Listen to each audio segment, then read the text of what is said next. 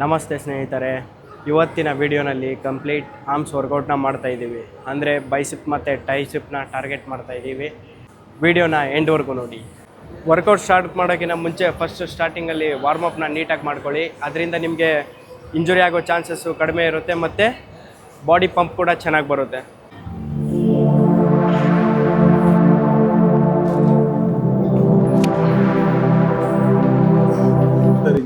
ನಿಮ್ಮ ಶೋಲ್ಡರ್ ವೈಡ್ಗಿಂತ ಒಂಚೂರು ವೈಡ್ ಆಗಿರಲಿ, ಓವರ್ ಬೇಡ. ಫುಲ್ ರೇಂಜ್ ಆಫ್ ಮೋಷನ್ನ ಮೇಂಟೈನ್ ಮಾಡಿ. കണ്ടില്ലേ എങ്ങനെ പണിയൊക്കെ കണ്ടുപിടിച്ചില്ലേ?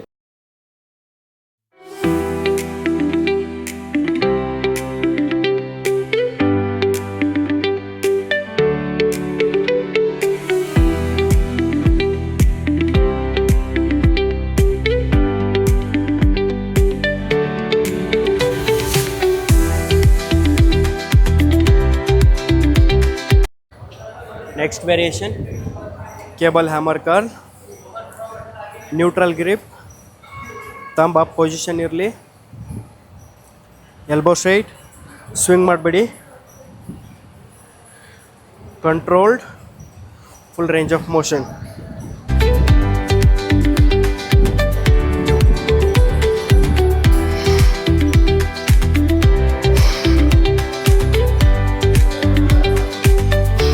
ಸ್ವಿಂಗ್ ಮಾಡಬೇಡಿ.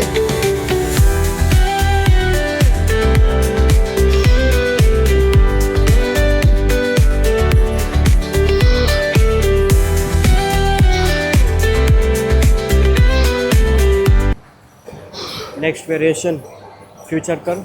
ಫ್ಯೂಚರ್ ಕರ್ಲಿಂದ ನಿಮ್ಮ ಶಾರ್ಟ್ ಹೆಡ್ಡು ಹೆಚ್ಚು ಟಾರ್ಗೆಟ್ ಆಗುತ್ತೆ ಮತ್ತು ನಿಮ್ಮ ಬೈಸಿಪ್ಸ್ದು ಪೀಕ್ ಶೇಪ್ ಇಂಪ್ರೂವ್ ಮಾಡೋಕ್ಕೆ ಇದು ತುಂಬಾ ಹೆಲ್ಪ್ ಮಾಡುತ್ತೆ. ಸ್ಲೋ ಕಂಟ್ರೋಲ್ಡ್ ಆಗಿರಲಿ, ಫುಲ್ ರೇಂಜ್ ಆಫ್ ಮೋಷನ್. ಬಾಡಿನ ಸ್ವಿಂಗ್ ಮಾಡಬೇಡಿ.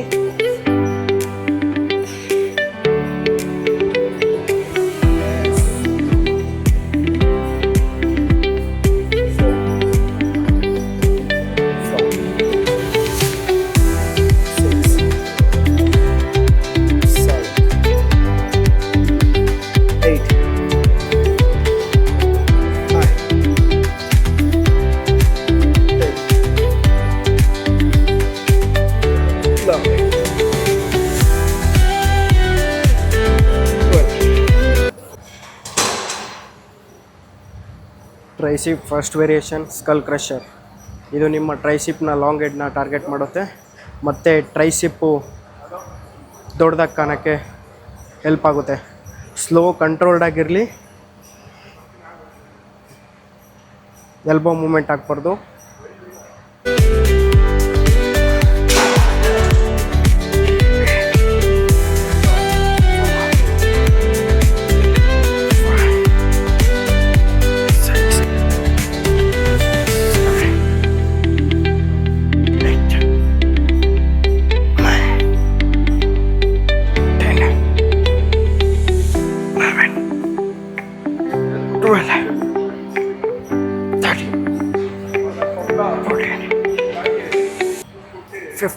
Next variation rope push down.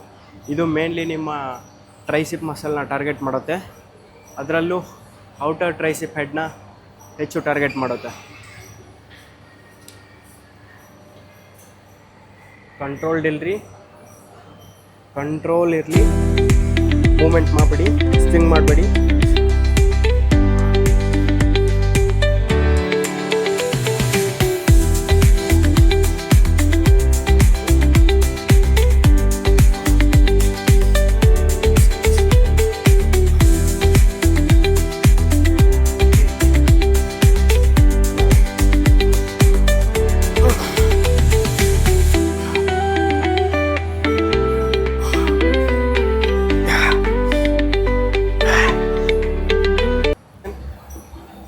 Next variation seated dumbbell extension.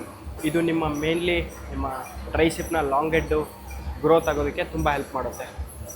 Controlled ಆಗಿರಲಿ.